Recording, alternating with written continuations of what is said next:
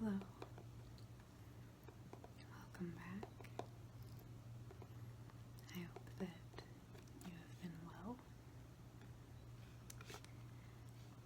I wanted to start off this video by thanking you all for all of your really fantastic comments. I have definitely been having a rough couple months, and reading your comments on my videos is incredibly uplifting and helpful as I've been dealing with some stuff. So I just want to say thank you, and I wanted to particularly call out, I'm gonna say this wrong, Vince, for sending me a really kind private message, reaching out and expressing just the idea that there's no loneliness in feeling the way that I've been feeling, and he encouraged me to continue making videos, and here I am. So thank you very much. I really can't tell you how much I appreciate that from all of you. So with that out of the way, in today's video, what I am going to talk about is something that I'm not sure how many people will be interested in, but I have had some people at least express interest, so I figured that I would go ahead and make this video and start a sort of series of them and see how they go over, what you guys think. So today I'm going to start talking about my favorite video game, World of Warcraft, and I figured the best thing to do would be to start at an extremely basic level. I'm going to be talking specifically about the races of the Alliance in the game World of Warcraft, which is an online MMORPG, which is massive multiplayer online role-playing game, meaning that the whole game happens over an internet connection with other live people playing other characters. In this game, there are two factions.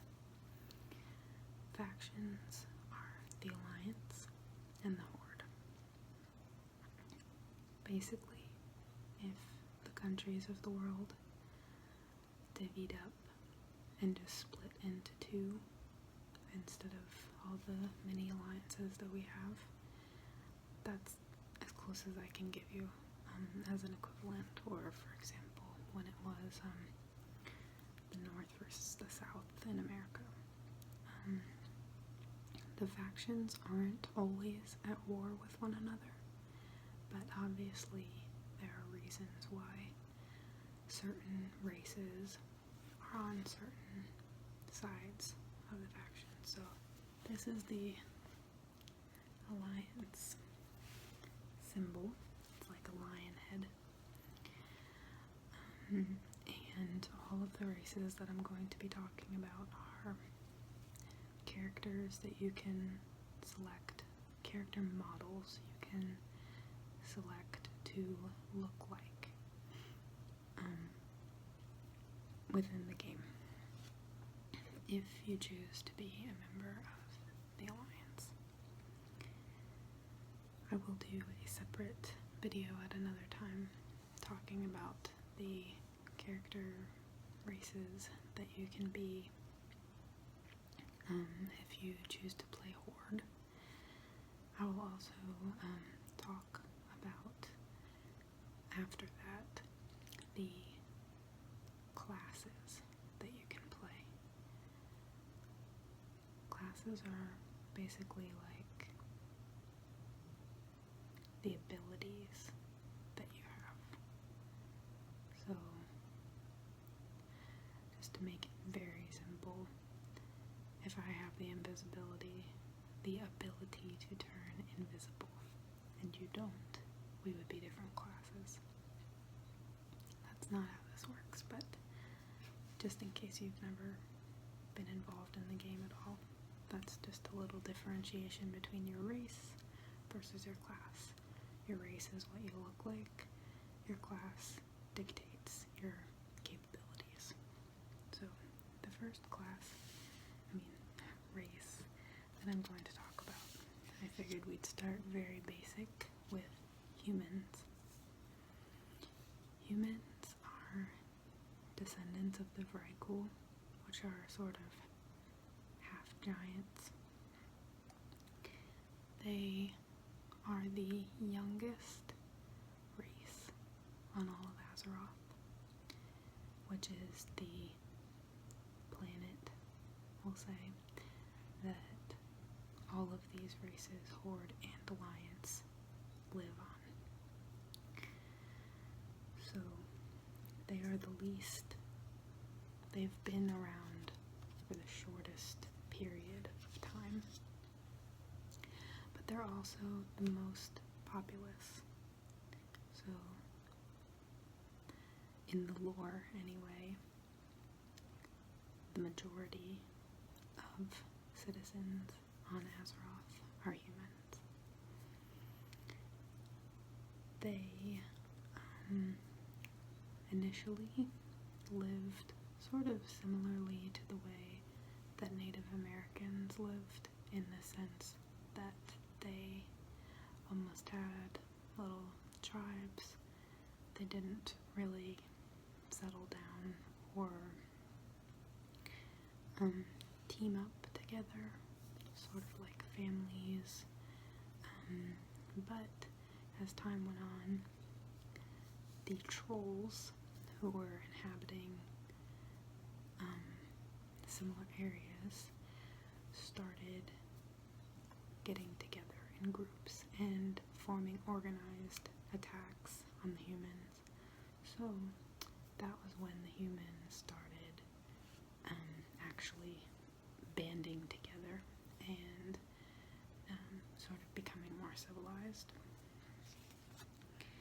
And eventually they had to become extremely well organized and proficient in war when the Horde attacked the Alliance. But we'll get into that later. Maybe not even in this video. Every race has a capital city in the game, and Stormwind is the name of the human capital city. It's very pretty. I think the whole game is pretty, but it's very pretty. It has massive sort of gates out front, stone, big lions, fountains, very, very pretty. It's in a little forest, and there's a common area where you have your bank, your auction house, little shops that you can go in and out of, and then there's like the mage quarter where a lot of higher learning happens. There's the cathedral where there's the church. There's the seat of the king, which is where the king lives, kind of the castle. And in the back nowadays, actually, there's a huge harbor. It's very awesome, but that's their capital. Humans are basically the leaders of the Alliance. It wasn't exactly voted upon but they sort of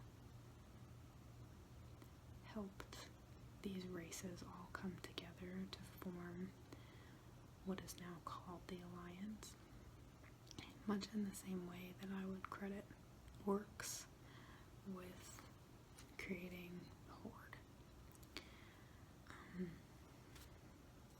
So this here is a print off from a website. I think this is from wowhead.com. These are the character models for male and female humans in the game. They're wearing traditional Stormwind guard uniforms, except for that they would have a helmet on as well, so you couldn't see their faces. These particular hairstyles can be changed. The color of the hair can be changed. Facial hair can be changed. The females, I don't know if you can see, but they can have piercings, nose piercings, ear piercings. Most of the females of any race, you have options for things like piercings and tattoos if they have any tattoos, or any other sort of markings on them. But these are the basic character models. I just wanted you to have an idea in your head of what they look like in case you've never seen before. So here they are. Okay. Now, a couple other things that I wanted to talk about, which are a little more technical. Every race in the game has unique abilities to that race, which makes it beneficial sometimes to choose a particular race for a particular class.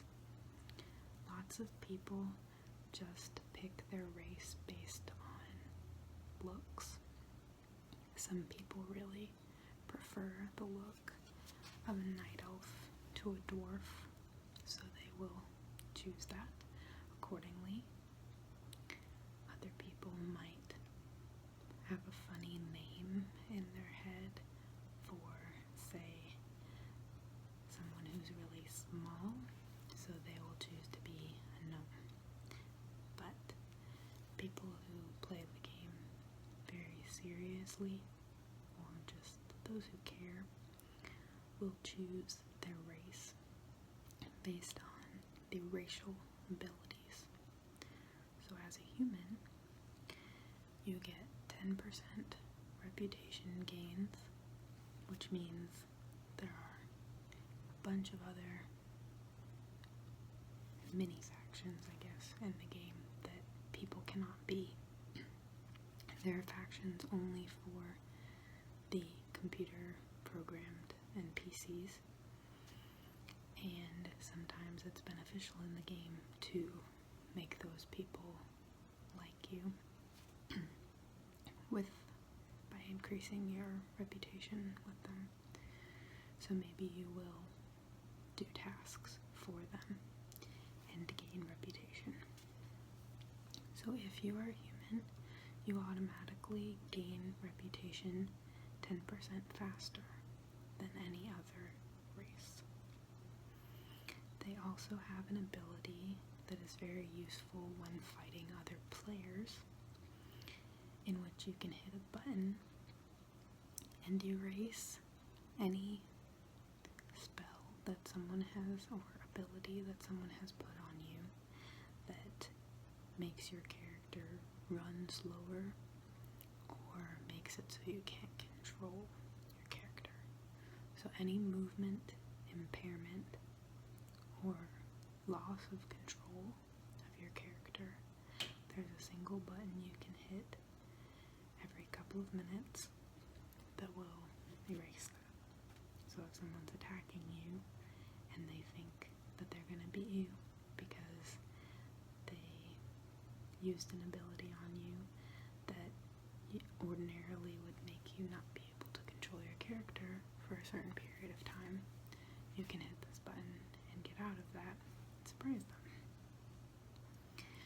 They also have increased versatility, which is a stat that I will talk about in a later video when I talk about stats. The leader of the humans, I'll show you them one more time here. Their leader's name is Varian Wren, and he was recently succeeded by his son Anduin Wren.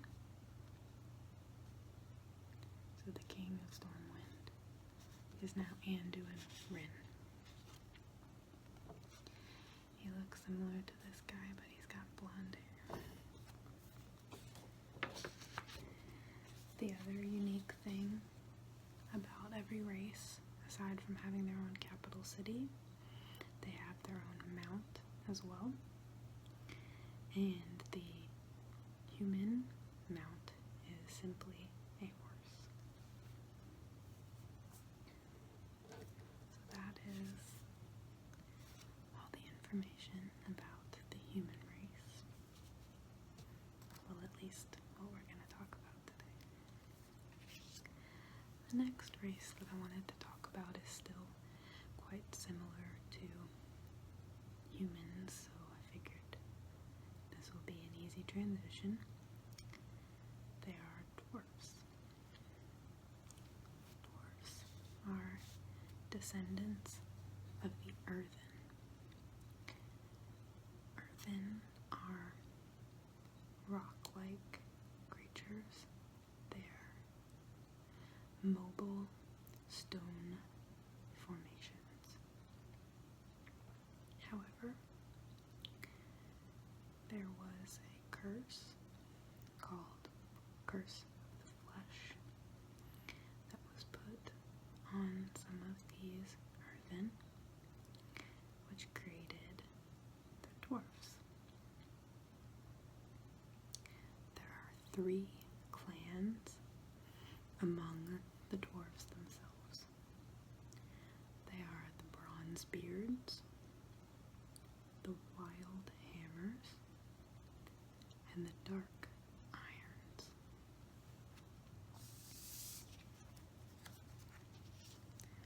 Dwarves are very proud.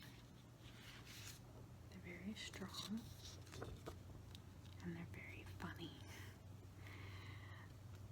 They drink a lot, and they make a lot of really funny jokes. These are some different, I just wanted you to see how the races can vary in terms of things like hair color, styles of facial hair, skin color. See, this one has markings on her face, whereas this one does not. Things like that. As far as what they're wearing in any of these pictures that I'm going to show you, all of that changes many, many times while you're playing. And there's even a system in place so that you can make your characters look a certain way no matter what they're technically wearing. So here are some dwarves. They are considerably shorter, as you would imagine, than humans. But humans are not the tallest race by far. So they like to drink and make jokes. Their capital is called Ironforge. It is a much different city than Stormwind, as it is built into a mountainside. There is no natural light inside, whereas Stormwind is like a village where the sky is just above you like normal.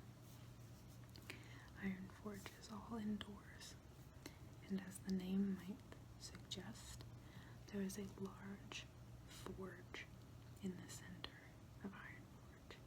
It's a circle, and right in the middle there's a hot, I guess, magma, lava. I don't know what you want to call it. I'm not a geologist. I'm sure one of you knows the difference. There's red, liquid, hot, flowing. And there are many anvils, and this is where the dwarves make armor and other things necessary for war. Muskets and maces and whatever else they need to craft. So around the outer ring of Ironforge there is a common area similar to the one in Stormwind, in the fact that it has a bank and an auction house. And as you work your way around the circle, there are other interesting little stores you can go into and places you can fish. There's a little cave with some water, a library, and the seat for the throne, or the throne of the king. The king of the dwarves is King Magni. However, in an unfortunate series of events, he was turned into diamond. I know that probably sounds a little strange and highly unfortunate, but there it is. So his daughter, Moira, who is not well liked, tried to assume the throne, as she would be the rightful heir. However, that caused a lot of tension between the proud people of the different clans of the dwarves. So, with the help of King Varian, the human king, the conflict was resolved eventually between the dwarves, and instead of being corrupted by Moira and the Dark Iron dwarves, there is now a council called the Council of the Three Hammers, which acts as the figurehead for the dwarven race. So there's no one ruler anymore.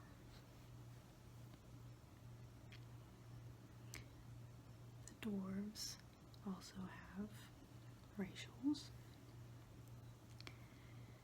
They have innately, or I should say, they take decreased frost damage. They have increased critical strike and healing by 2%.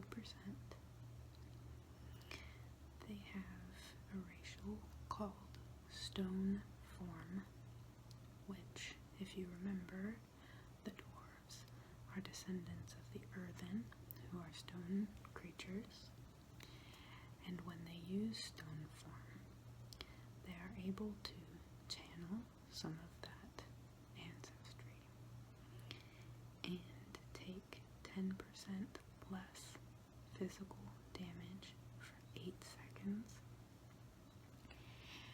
and at the same time, this ability removes poisons, diseases, bleeds, curses, and magic effects.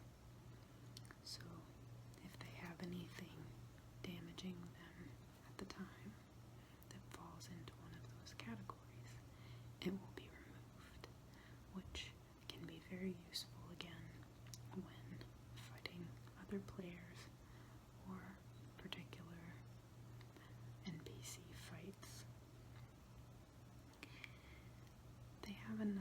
racial that helps with a profession. Obviously, I'm also not going to talk particularly about professions in this video, but for the purpose of explaining this racial, I will tell you that professions are exactly like they sound. You can be a jewel crafter, blacksmith, leather worker, engineer, miner, for example. And every race can be proficient in first aid, fishing, cooking, and archaeology. Dwarves, being one with the earth, can dig for artifacts faster than other races, and they also get extra archaeology fragments on every dig that they go on. So that's not very important or in context right now, but that is one of their benefits. And I'll show you again the dwarves. As you can see, they're quite muscular despite being short.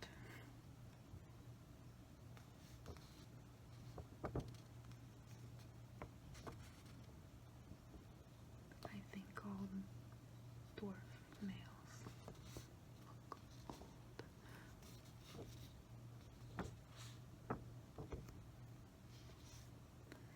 But they're often strong comedic relief in the lore.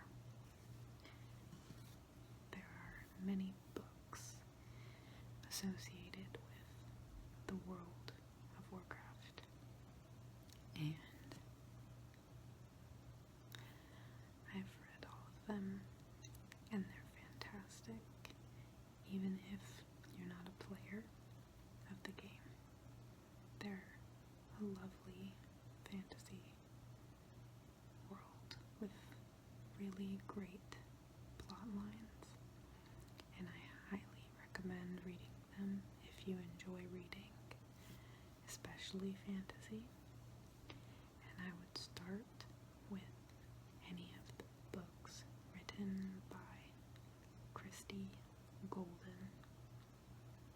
She is a phenomenal writer, and I find her storytelling to be the best. The only one I would not recommend starting with, because it has a lot of plot spoilers, is War Crimes, which is written by Christie Golden. But any of her other books are a great place to start.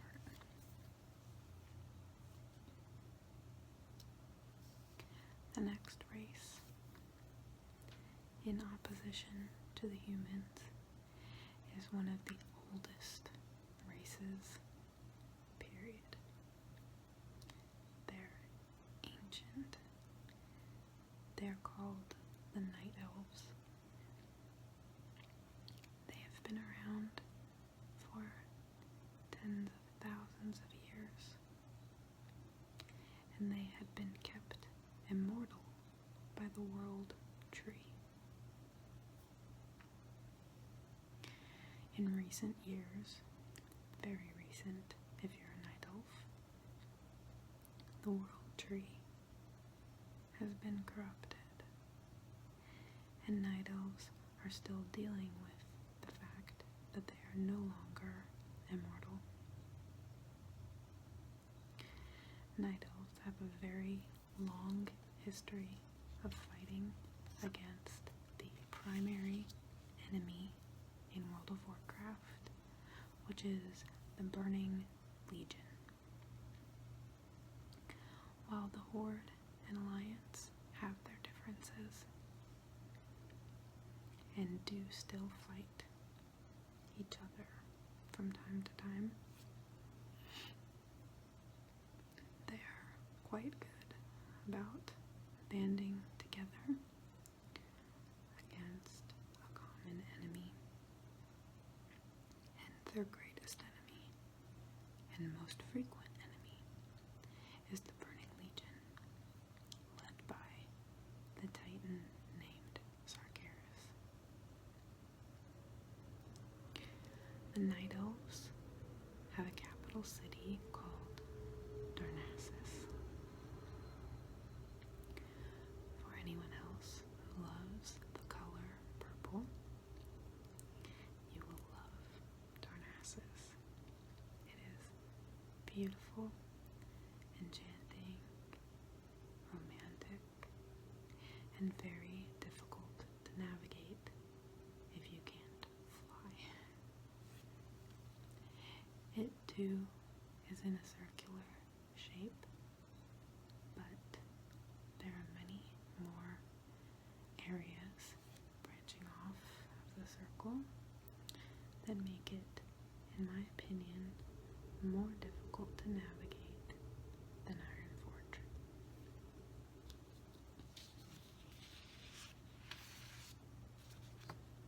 Here are some night elves. They are 7 feet tall or taller.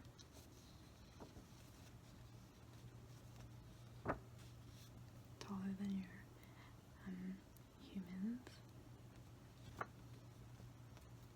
Their eyes are glowing orbs with no pupils.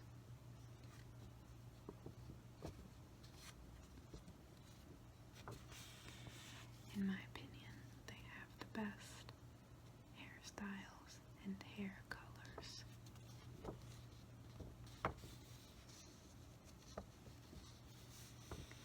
And they look really good in more nature-oriented gear. As you can see, these night elves have green hair, which is helpful when making a nature-oriented outfit, which we call a transmog, as in transmogrification, making one thing look like another.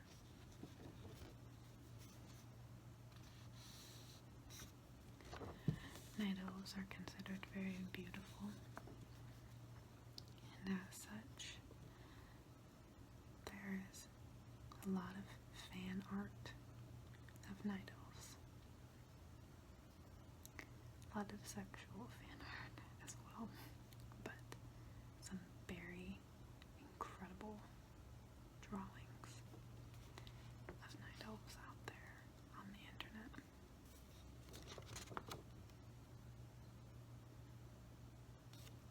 I always wished that I could draw, because I have all these great ideas in my head, but I'm a terrible drawer, artist. I'm rubbish, that's the point. The racials are quite abundant for the night elves, which I suppose is due to the fact that they are quite old, and perhaps they have mastered many skills. They take 1% less nature damage than other races. They run much faster when dead. They have 2% extra dodge chance against close-up or far-away attacks. Close-up attacks are called melee, and far-away attacks are called ranged. So if I stab you in the stomach, that's a melee attack. If I shoot you with the bow and arrow, that would be a ranged attack. And night elves have a 2% greater chance to dodge attacks. They also get 2% more movement speed, and they have an awesome ability called Shadow Meld. Shadow Meld is a button that you can hit when something is fighting you or not, and you meld into the shadows and become invisible enough that a computer, character, an NPC will leave you alone. You are somewhat concealed from the opposite faction, so the Horde or enemy players, but they could still see you if they walk on top of you. The other interesting thing about night elves is that they have a racial that changes based on whether it is daytime or nighttime. During the day, they have an extra 1% critical strike. At night, they have an extra 1% haste. There is day and night in the game, and it runs off of the same time, 24-hour clock, as we do here on planet Earth. And depending on what zone you play on, as far as your server goes, will dictate what time it is in game. So for example, if you live in California, but you play on an East Coast server, the time will be 3 hours behind your real life time. I live on the East Coast of America, but I play on a server that runs off of Central Time Zone. So if it is 6 p.m. here in my real life, it is 5 p.m. in the game. There are sunsets and everything. The leaders of the Night Elves are Durand, Whisperwind, and Malfurion, Stormreach. The game calls her Tyrande, and that bothers me immensely, because much in the way that very few of us pronounced Hermione until we saw the movies, I read a lot of lore calling her Durand in my head, and I do not like the way that Tyrande sounds, so I'm sticking with Durand, and I'm sorry if that makes any of you out there cringe. I know that I cringe when people say Sargeras instead of Sargeras. Sorry. Durand and Malfurion are a power couple. They are like the Jay-Z and Beyonce of World of Warcraft, but without any children or cheating scandals. I'm not going to get into that. They are a beautiful love story. They've known each other since they were children, and they are absolutely made for each other. They are highly intelligent. They deeply love each other,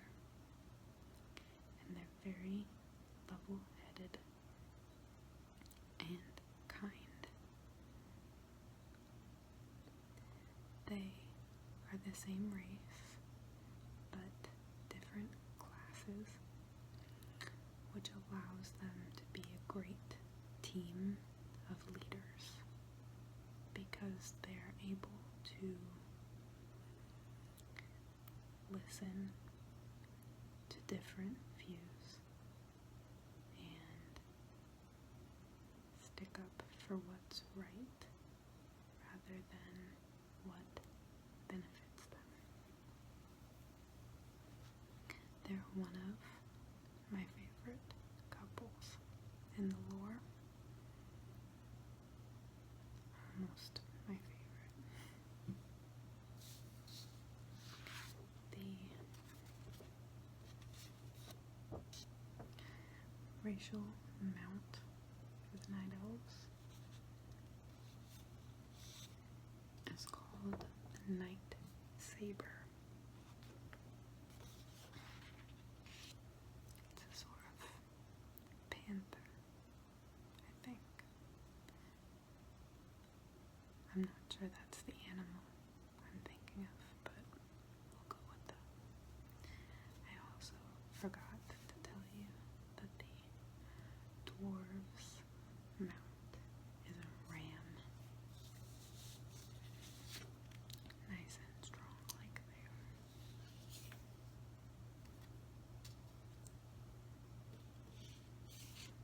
So, having just talked about one of the tallest races in the game, and definitely the tallest race on the Alliance, let's jump to the smallest race of the Alliance, which would be the gnomes.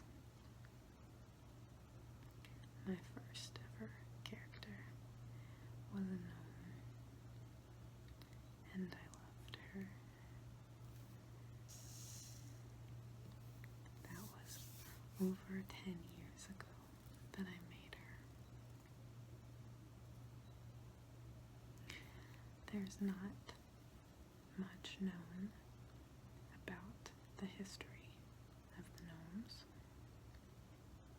but it has been learned that they were probably the creation of the Titans,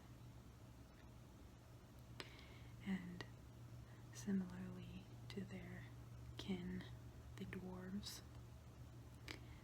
they too were impacted by the curse of flesh, becoming gnomes. They are also funny, but predominantly very clever. They are all about innovation, gadgets, engineering, technology. They're very, very cheerful little people. That's one of the defining characteristics of them as a race. Despite the fact that they can have little attitudes and lose their temper, the community of gnomes as a whole has a very cheerful spirit, and this can be seen in their history.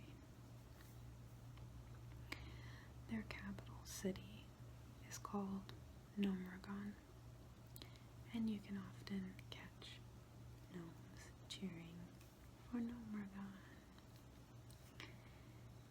And sadly, Gnomergon was overtaken.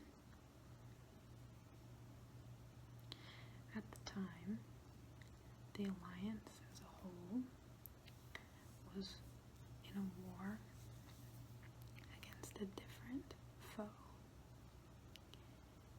and the gnomes were called upon to help fight with the Alliance, and they declined. selflessly. They didn't tell the Alliance that they were under extreme attack because they didn't want to siphon resources away from the Alliance, who were fighting an important battle themselves. In the fall of Nomercon, 80% of the gnome population died.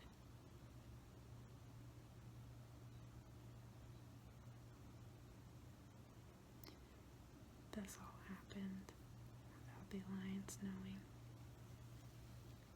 because the gnomes were sweet enough to not want to bother them.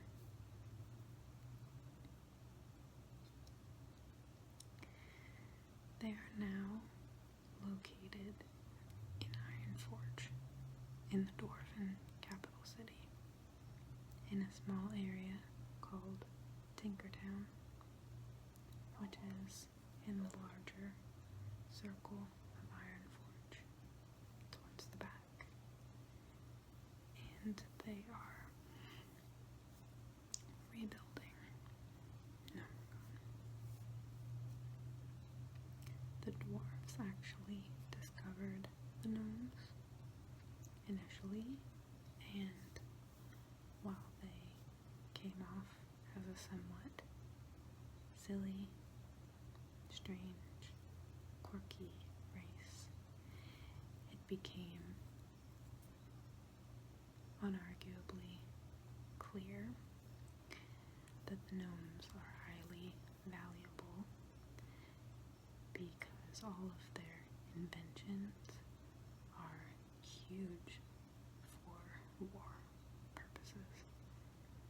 They create all sorts of guns, explosives, just everything that you could want for war, better ways to travel.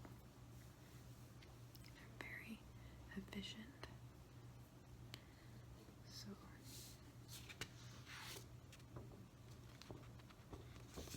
here are some cute little gnomes.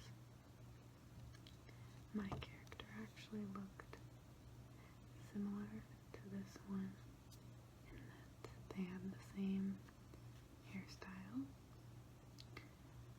but my character's hair was blue, and as you can see, this character is holding a bow, which makes me think she's probably a hunter, and my character was a rogue. And here we have a male gnome who looks pretty old because of his little mustache mutton chop combo. But you can sort of see here from his gun that it looks a bit high powered and modded.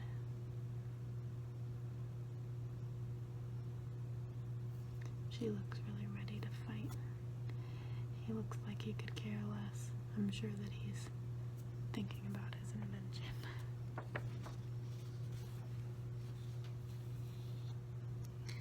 So the racials for the gnomes are that they take 1% less arcane damage. They have 15 extra engineering skill points. As I mentioned earlier, engineering is one of the professions that you can choose to partake in, no matter what race or class you are. They also get an extra 5% of their resource pool. So, depending on what class they are, they will have a different resource pool. Basically, in order to keep it so that your character cannot hit a very powerful ability over and over and over again, because that would logistically ruin any game. There is a resource for your character that limits the spells and abilities they can use in a way. One such resource is called mana, and let's say that all other races have 100 mana if they use mana. Well, if you're a gnome, you get 5% more mana, which you can imagine would be beneficial, because if everyone else can only use 6 of their major spell, maybe gnomes can use 7 because they have that extra mana. I hope that that is a good enough explanation for those of you who do not play video games or World of Warcraft. Gnomes also have an extra 1% haste, and similarly to the humans who can hit a button to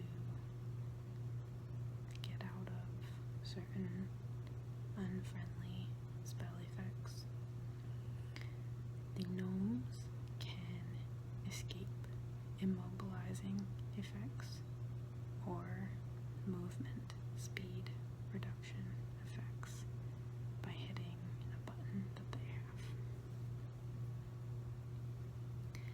Their leader is Gelbin Mechatork, and he is an extraordinary inventor and engineer, and he has been keeping the spirit of the gnomes alive through all of their hardships, genocide, painful situations that they've been in. He has been there, ever happy, doing his best, keeping his hurt on the inside, and working towards the next great invention. Their racial mount is called Mechanistrider. It looks like a giant chicken made out of metal. Has a little beak and kind of goggle-like eyes and 2 legs that run like this, and it's all made out of metal. They're kind of hilarious and awesome. I hope you're hanging in there and that this is at least somewhat interesting. And if it's not, I hope that the sounds are still nice and you have already fallen asleep, or that you're feeling nice and sleepy. The second to last race I'm going to talk about is the Draenei. The Draenei have a special place in my heart, as I have played a Draenei for a long time. I have played on the Horde and on the Alliance, but most of the time when I play on the Alliance, I at least have one character who is a Draenei, and over the past few years that has been my primary character. Draenei are not from Azeroth. So imagine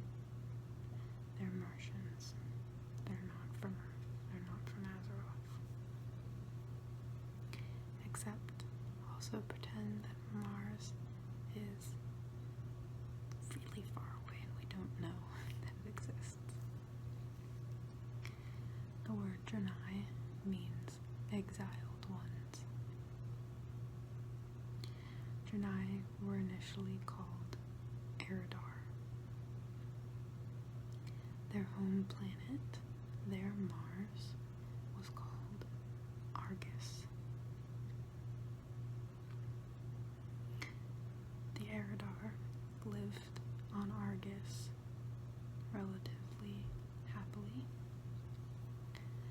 They too, like the Night Elves, are a very ancient race, and they are incredibly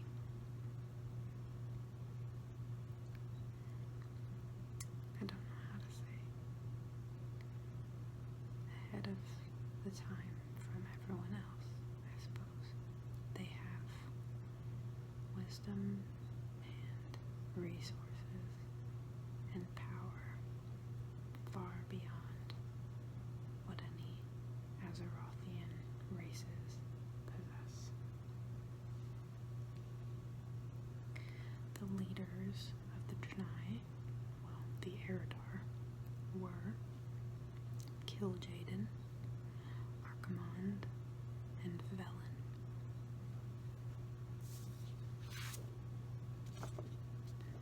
All three of those men looked similar to this guy here.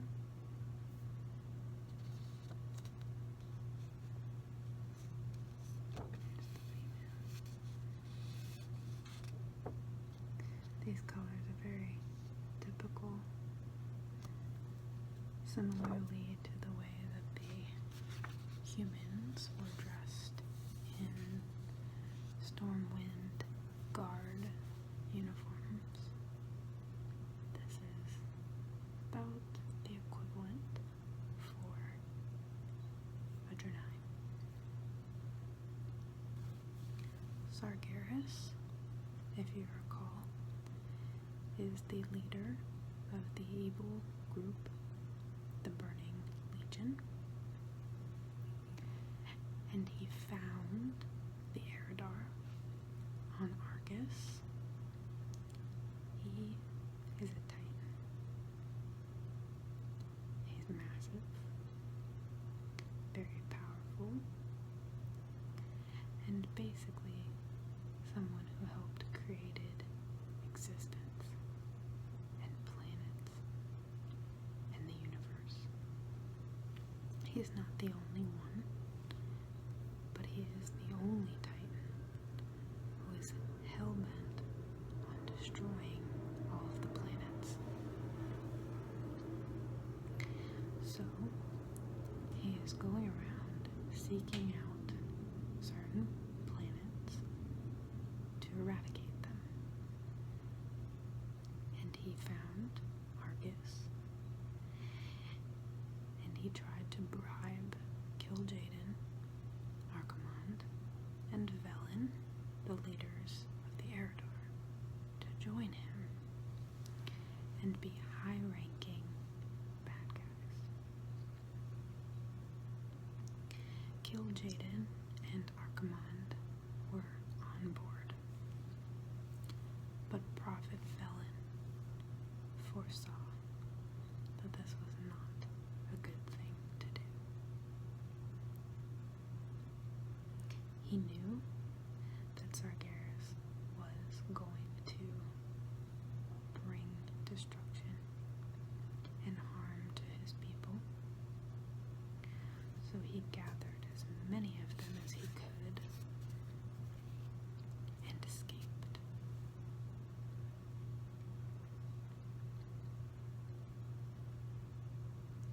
The Eredar who escaped crashed on a place that they called Draenor. They are the Draenei now, the exiled, and they named their new home Draenor, the exiled land.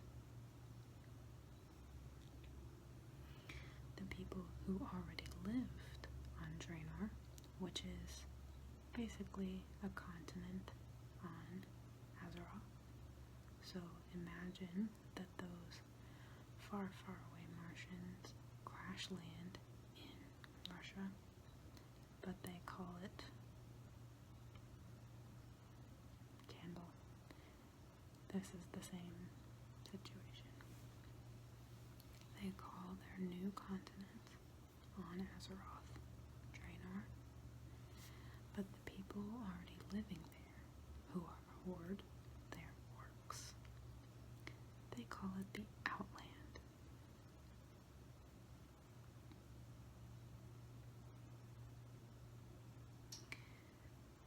The craft that they used to fly away is called the Exodar, and that has become their capital city. So, oddly enough, their ship is massive, and it is their capital city, right where they ended up crashing it on Azeroth.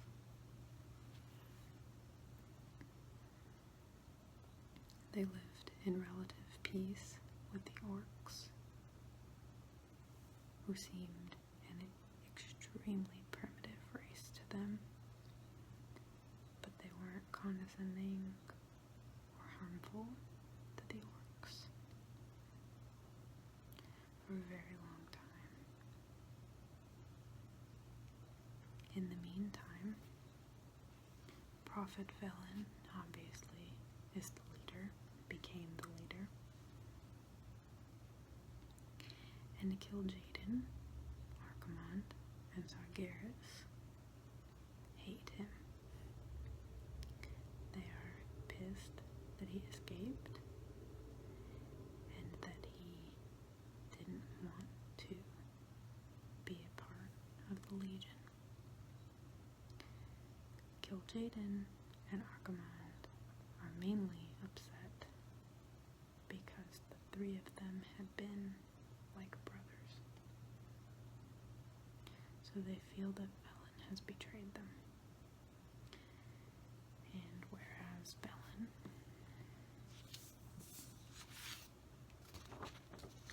still looks like a Draenei, Archimonde and Kil'jaeden have been corrupted. Their skin is no longer a bluish, purplish hue of a Draenei. They've become monsters. You can still tell that they were Draenei because they have these hoof-like legs. But other features of their bodies and their stature have changed. They also still have the classic Draenei tentacles. Male and female Draenei also have tails. They're not cat-like. They just sort of curve out of the butt area and downward. They're quite long, I suppose, as opposed to how short they could be, but they don't drag on the floor.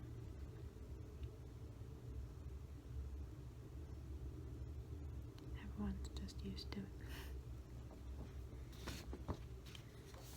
There was a lot of criticism of the unique way that Draenei look, but again, we never expect that aliens look like us, do we? The racials of the Draenei include the fact that they get a new button which heals them for 20% of their maximum health pool over the course of 5 seconds, which is a very strong heal. They also get an extra 10 jewel crafting skill, which is a profession. they get increased strength, agility, and intellect. And they take 1% less shadow damage.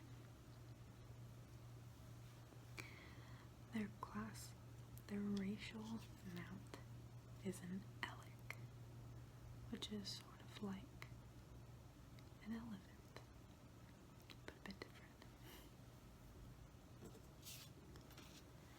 The last race that I'm going to talk about is actually not the last race in the Alliance.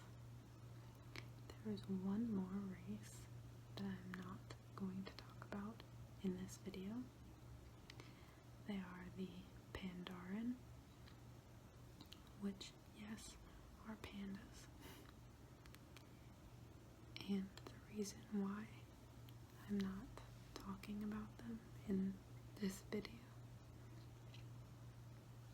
is because the Pandaren can be Alliance or Horde.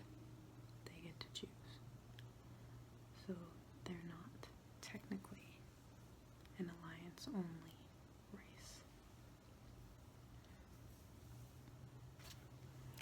The last race are the ones that I admittedly know the least amount of information about. They are called Worgen. W-O-R-G-E-N.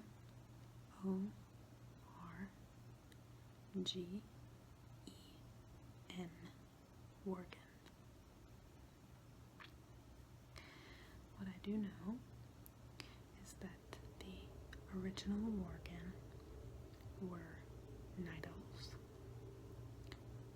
Night Elves, in particular, who were the class called Druid.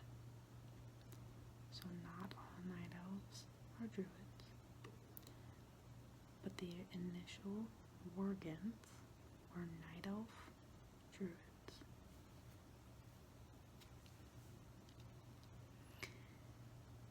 These Night Elf Druids were attempting to cast a sort of spell to help them win a fight, but it sort of backfired and cursed them, and they became the first Worgen. Malfurion, the leader of the Night Elves, along with his love Durand, he banished the Worgen to a place called the Emerald Dream, where they could sleep for all eternity. They wouldn't harm anyone, and they wouldn't be harmed. However, much further down the road, they were re-summoned from the Emerald Dream, not by Malfurion, and they were used by their leader, Gen Greymane, to help fight a new ongoing war.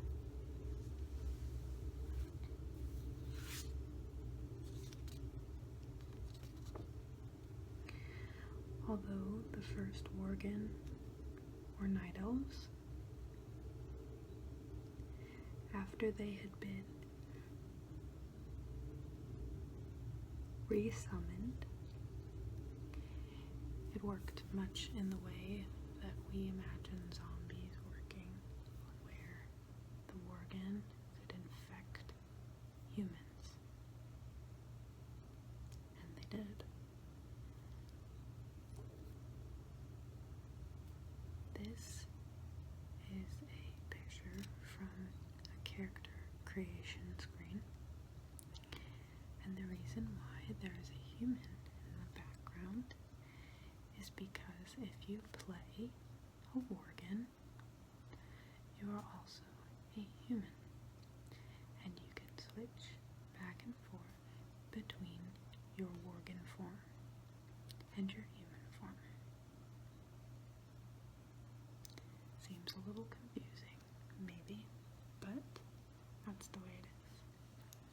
are no such thing for us to play as strictly Worgen. You are not always confined to this form. You can also be in your human form. You can be a male or a female. That picture just happens to only have the male. And you can customize the appearance of your human form and your Worgen form. The capital city is called eloASMR City. And again, I don't have much to say about eloASMR City. It is not someplace I go often. I have only made one Worgen character. I wasn't really into it. Their racial mount is called Running Wild, and you don't actually mount anything. You go down on all fours as a Worgen and run really fast. You run as fast as someone who's riding a horse or an elk or a ram or a mechanostrider or any other form of mount. I just don't particularly feel a connection to the Worgen, so I haven't played one much. However, they do appear in at least one of the lore books that I can think of, and they're pretty cool in that book. I don't hate them. The racial abilities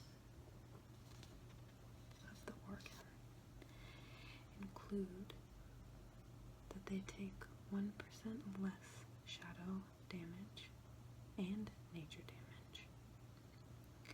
They get an extra 15 points in their skinning skill if they choose to be a skinning profession. They can also skin creatures faster than other skinners. They have an ability that can make them run 40% faster for 10 seconds, which is not the same as running wild. And they also get a flat 1% extra critical strike.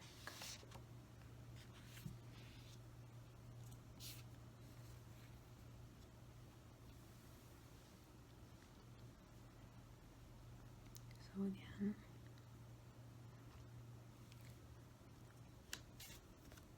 I feel like the story of the Worgen is a bit underdeveloped in relation to all of the other races, but there's also some stuff that I haven't read about them yet, so perhaps they're a little more advanced in their lore than I'm aware of. But those are the Alliance-only races. So, if you were to want to play World of Warcraft, you would need to pick first a faction, Horde, or Alliance. And if you were to choose Alliance, these would be the races that you could pick from, along with the Pandaren. I will say that not all races can be all classes. So if you picked up the game and knew that you wanted to be a hunter, you would be limited to races that can be a hunter. Some races cannot be a hunter. It feels like every race can be a hunter now, which you might find funny if you have played this game for a while. Anyhow, let me know how you felt about this video in the comments below. Do you play WoW? Was it difficult for you to listen to information about World of Warcraft if you don't or have never played? Or was it interesting? Did it help you fall asleep because it wasn't boring? Would you be interested in me doing a video on the Horde races, and then following that, the different classes you can play, professions? Do you want to know more just about the lore of the world? I'd be happy to keep making World of Warcraft themed videos. I will, of course, still be working on other videos and role plays, not just me talking to you as myself about video games. But I would love some feedback about this topic. I have only heard from a couple people who were interested in hearing me talk about it, so I definitely want to know what the majority of people think. I also, as I've mentioned multiple times, I really just want to help other people feel calm and good and happy.